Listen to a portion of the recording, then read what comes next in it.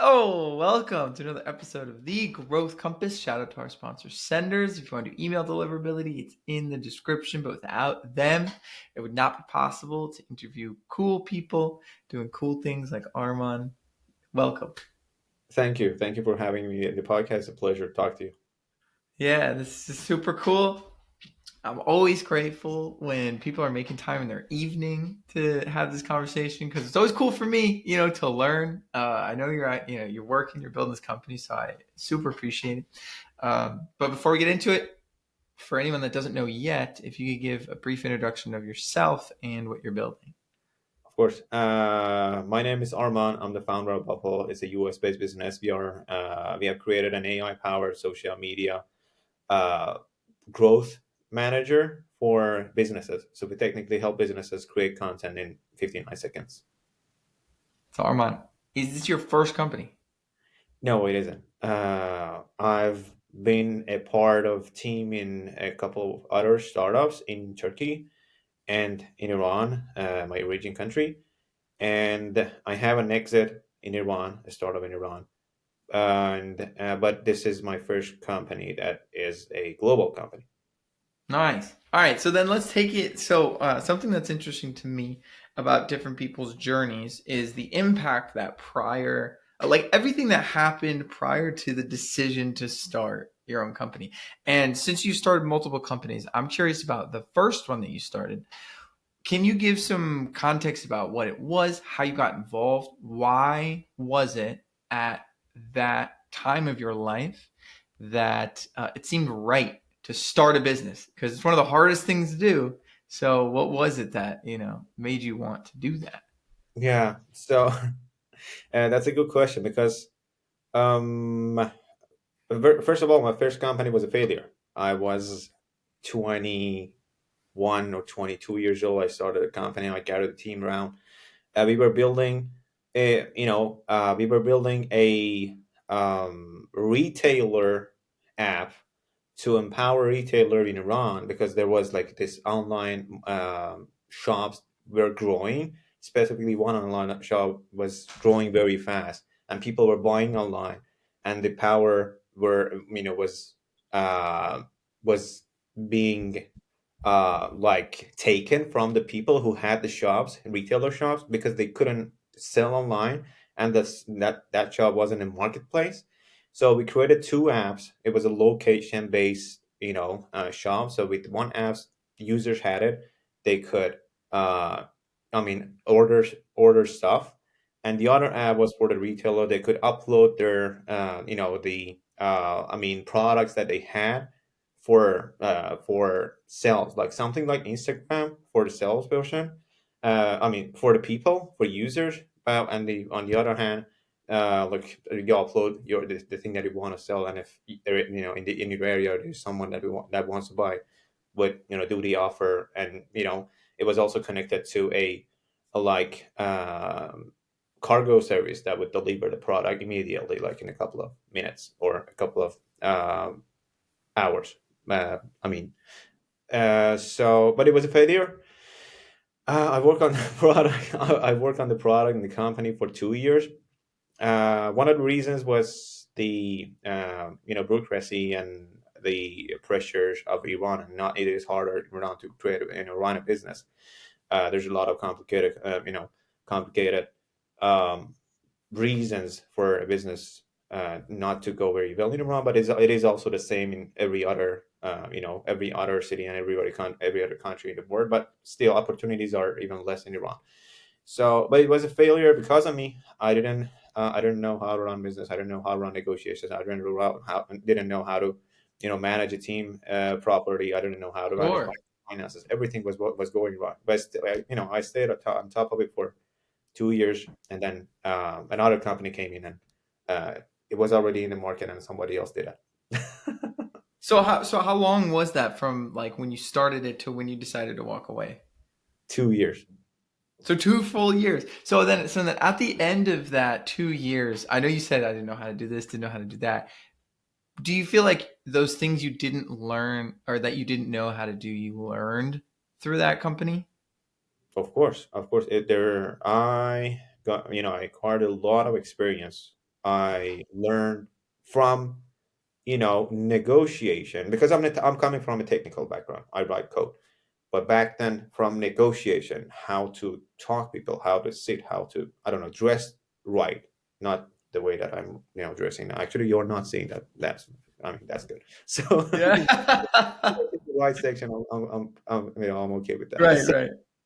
So how to go to the meetings, how to, specifically with the negotiation, I had a lot of problems because I wasn't a salesperson. I learned a lot about the negotiation back then, how to about the people who promise, and the promises that don't deliver, promises that that that this person is going to deliver, or that this person is not going to deliver. A lot of things, definitely I'm grateful. Is I would do it all over again. Yeah. So then after that 2 year mark, what was the experience that you went into after? So was it another company that you started, or was it a founding team that you joined? After U Plaza, I was all over the place because I was young. I didn't have. This is one of the things that I've experienced multiple times in my life, because I, quit. I quit a business for nothing. I quit business because it didn't work. And from startup, from I mean, usually from startups that I wasn't a part of, like I wasn't a founding team. I was just a part of a startup, but it happened a couple of times. Like when you are running a startup, you are wearing multiple hats, and when it's not working and you're out and you're looking for a job, you're good at everything and you're good at nothing at the same time, because Uh-huh. Sure. you cannot go to the company. I couldn't go to the company, and I'm a great developer, because other people who were only Yep. who were only a developer, they were ahead of me because they had more time to develop things, rather than me, that I had to go in meetings, understand also sales, understand all the things that I just mentioned. So immediately after that, I tried to get a job. I'm not good with history. I don't clearly remember how it went, how it went.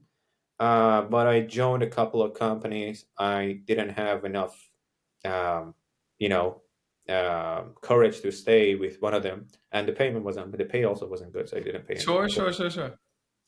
And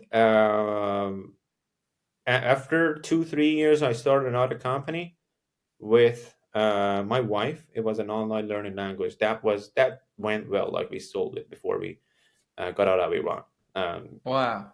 How long was that then? It was 2025. No, sorry. We were 25 years old. Sorry. That can't be. I'm 32 now. Yeah, 17, yeah, yeah. 18. Okay, so then from start of that company to finish, you said it was about 2 years, 3 years? The second company? No, it didn't The take one, long. yeah, the language learning company, correct. Yeah, actually, it took like maybe 8 months, 6 to 8 months, to create a company and sell it and exit. Have the exit. We Oh, wanted to get great. Okay, and gotcha. And then that's where you moved, and then I guess started another this. one, or does Bupple come into the picture then? No, Bupple doesn't come along for 2 years after that, because we sold the company, we got married. Uh, she was my girlfriend back then when we created that company. We got Congrats. thank you. It was 20. We moved out of Iran. We moved to Istanbul, and for 6 months here, I was still all over the place because we had plans to go to London, and everything was going well. And then COVID happened, everything Sure. changed. We stayed here in Istanbul, and I actually joined a company to work for them. And this time, I got lucky. I got lucky many times in my life. I got lucky. I had a chance to meet a guy that supported us for Bubble after 3 years of us working together. It was the first Sure. time I joined the company. I actually loved the experience of working with the guy. He's bright. He's a board member of Bubble. He's bright. He always supported me. Many cool things that we did together. And after 2 3 years after that, 2021, 2022 ish, I started Bubble, like slowly, and it rolled out slowly.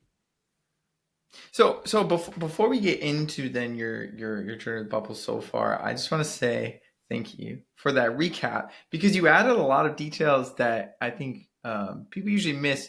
Because people like in these types of discussions, people are like, "Oh yeah, I did this business, this happened. I did this business, this happened, and life happened." But this business, you included details that were very much like real life. Like moving. Like moving from a country of origin, like getting married, like starting a company with a partner. And it going well, like these are details that I feel like people should know are more common than not common. Like from your story, it sounds like this, but that's how a lot of these things go. So, what would you? So, like I said, before we move on to Bupple specifically, do you have, based on your experience with entrepreneurship, running companies, living life at the same time, do you have any advice if there's somebody, let's say there's somebody that's watching this episode and they're like, oh, I'm thinking, I'm 21, I'm 25, I'm 30, whatever, I'm thinking about starting a company, but I'm waiting until life, it's the right time of life.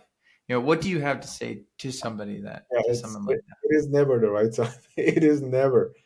I mean, it doesn't matter if you're 20 years old, 30 years old, 40 years old. If you're, if you have all the money in the world, if you have nothing in the, in your pocket, it is never. It is literally never the right moment. And also at the same time, every single second that you decide to do that is the right moment. It's just about, whenever you're starting. Like, for example, the company that the company about it was called U Plaza, the first company that failed. After 2 years, I quit, but I came back. I thought about it a couple of times after learning more about business, and I realized even after a competitor was in the market, if I stayed long enough in the market, I would make it. I could have made it. I could have make it work. Now, I mean, it depends. Iran environment is a little bit different, but still, I could have made it make it work. So it's every second is the right second, and it is also at the same time. It doesn't feel right. It never feels right. Whenever you are starting, it doesn't feel like it is the moment. It's just you have to take the risk. I took kind of. I mean, I've always taken these kind of risks. My friends always call me, crazy because at the very moment, like for example, I started a company 3 months after getting married, and I left the job that I had, a stable job that was paying me for a company, and it didn't even work out. That was, because COVID happened. It's it fell flat. Still, I'm living and I'm trying. I'm living. I'm trying. I'm growing. I'm trying to create another thing happen. I had some moments in my life that I clearly remember that I was talking to my mentor back then in Iran. After a failure of one of these things that I was trying, and I was like, I'm not the guy who should do a startup. I should quit this. I'm not going to do this ever again. If I cannot get it done in the next 2 weeks, I'm going to say goodbye. I'm not going to do startups ever again because it's just so hard. Maybe it's not for me. Whatever I'm doing is just I'm just failing. And the guy and the guy was, yeah, you're saying that and you're doing that, and you are going to go back to the same thing to do the same thing again because this is who you are. You cannot Mm, escape it. And it happened after 2 weeks. After 2 weeks, I quit. Even after I moved out of Iran, I didn't want to go back to startups, but it naturally happened. Whatever I'm doing, it's just the part that excites me. I want to work on something that doesn't exist. I want to create something. I don't want to, I don't want to just I just don't want to wake up and do something and go to sleep. I want to engage with something that excites me. so then this brings you, thank you, because I love that. So I'm getting fired up. So then this brings you to Bubble. So how long has it been now that you've been running this company? Bupple. I had rough ideas about Bupple in 2021. Back then, I'm going to make this story very short and cut a lot of parts of it because it's going to take a lot of time if I want to go the for the full story. I had Okay. rough ideas. I formed the company in the U.S. in 2022. And even to this day, some people are, telling me that he didn't, make the best decision because I'm Iranian. I'm running a business in the U.S. There's a lot of conflict these two countries and all that. And even to this day, I'm defending that. I had offers from like Dubai specifically, and all of offers are definitely from Turkey. And those offers, whenever they come through, and I'm like, I'm not moving my company. It should be in the US. If you want to do a business, if you want to, do a business that is going to go global and is going to, get something, become something in the world. The easiest country, I'm not saying that the US is the only country that it can do that, but the easiest country to achieve that is the US. So Hmm. I formed a company. I researched a little bit. I realized that I have to form the company in Delaware because of the benefits and etc. I formed a company, and I didn't have nothing. I just formed a company, and then I was dealing with a couple of prototype while doing my full time job because the times were different this time. I was an immigrant. I needed a stable job to pay for myself and pay for my life. I had a wife now. We were recently gotten married, and I had Sure. life to take care of. So I took things very slowly. 2021, I had some ideas. I did some sketches. I did some product prototypes, like on back. I mean, at night when I was when I was back from work. Sure. And in 2022, I decided to form company to make it more credible, like add credibility to the company. And I tested idea with talking with a couple of people, including Mark Randolph. I had a great chance to talk with Mark Randolph, co-founder of Netflix, to just discuss my ideas. He made great comments, and for 2 3 years, all even as of even as of this day, like one comment completely changed the way that I thought about business. He's so right. Definitely, everyone knows that. So, and but in 2022, in I mean Q4 2022, I went to Web Summit. My boss, which is now the co-founder, which is now, sorry, the board advisor for Bupple, supported Okay. me, paid for everything, and said, "Go to like Web Wow. Summit, see how it happens, talk about your idea." I went on a stage, talked about Bupple, and we had a demo a couple of months before that. I talked to a couple of my friends. I told them there's no pay, I don't have money, but we can create this to see what happens in your when you have some extra time, 2 hours a day. We gathered around, we wrote code, we had some demo to show, and I went up on the stage at Web Summit, and during this time, by the way, I was also learning English because I didn't speak English back then.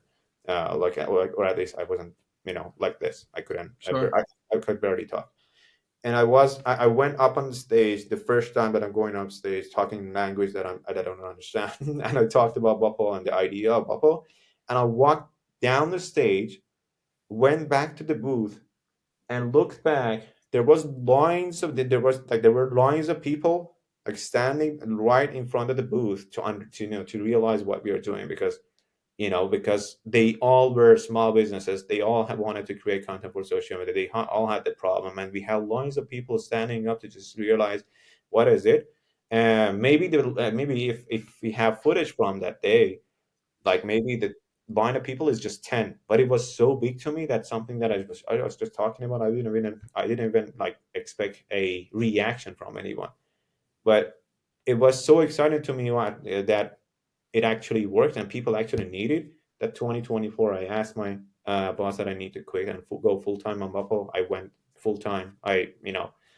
We spent our saving on Bupple for a while, and then an investor joined, and from there, it's just Well done.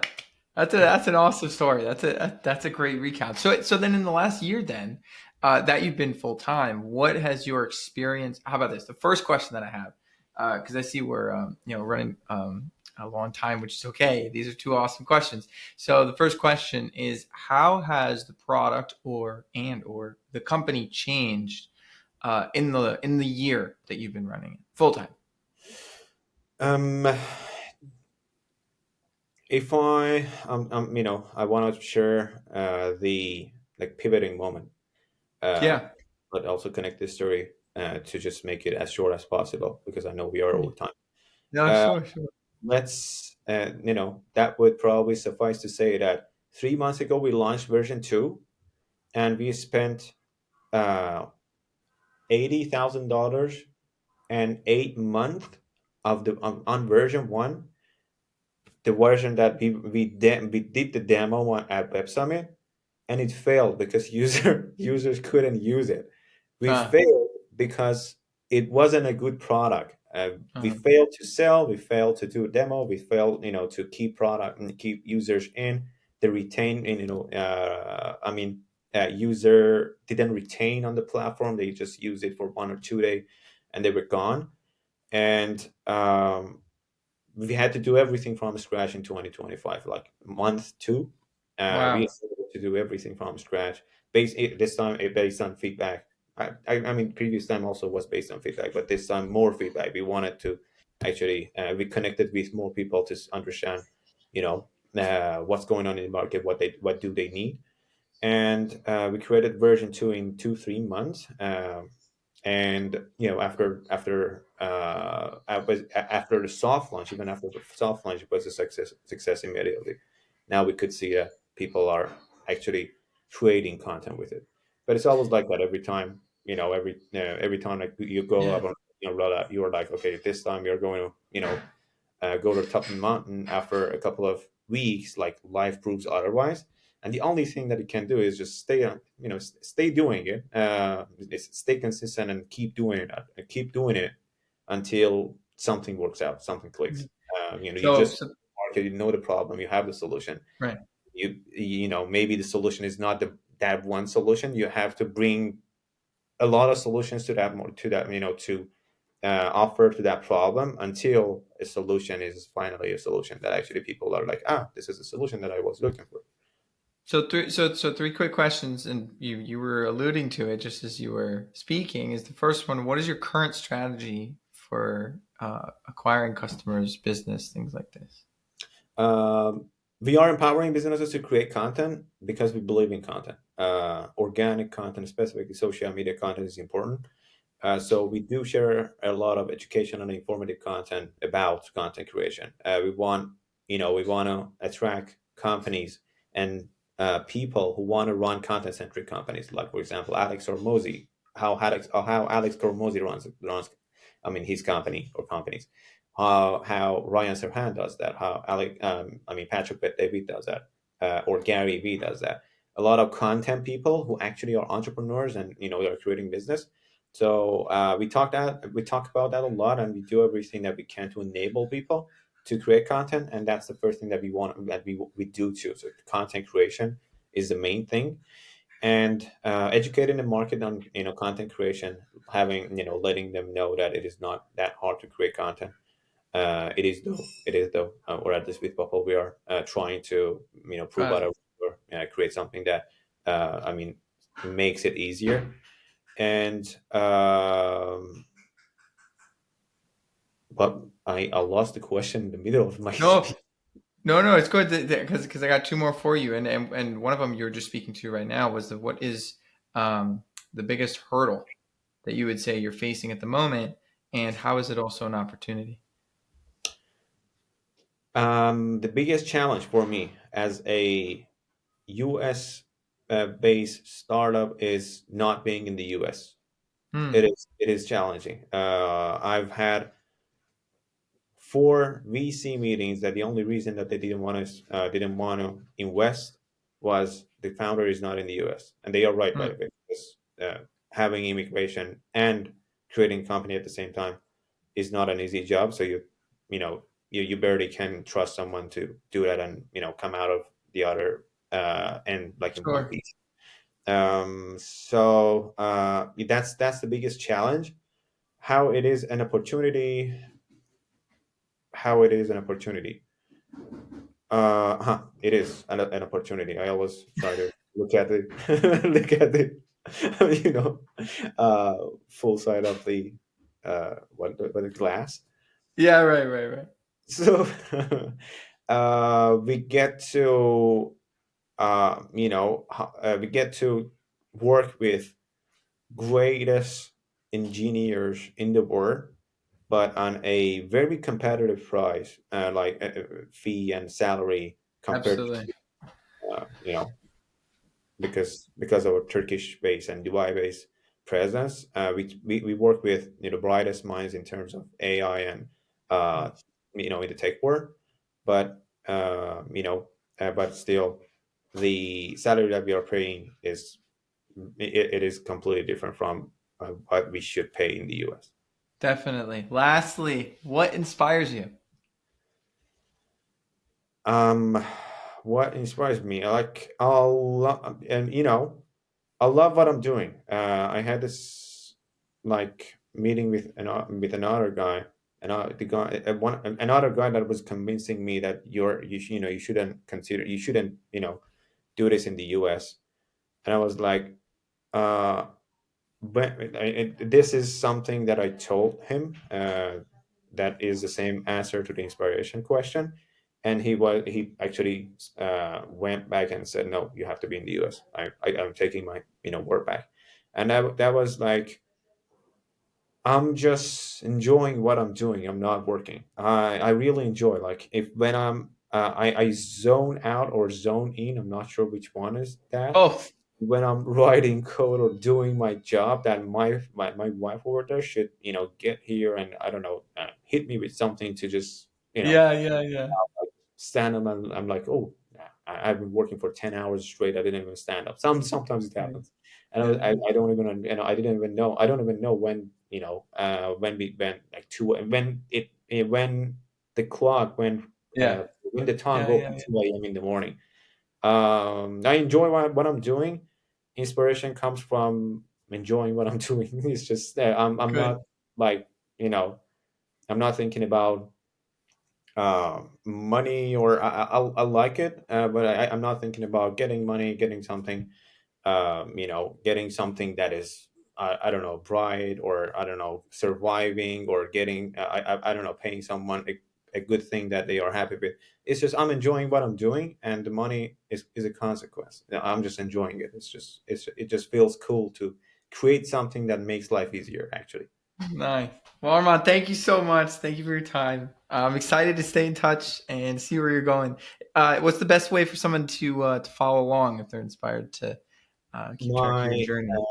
Instagram handle is always public, of course, and my email address is always available. Arman at Bupple.io. My Instagram handle is Arman Sohi with two eyes. So, yeah, those two are the best way. Great. Well, keep it going. Thank you. Likewise, You got it. You got it. it was a great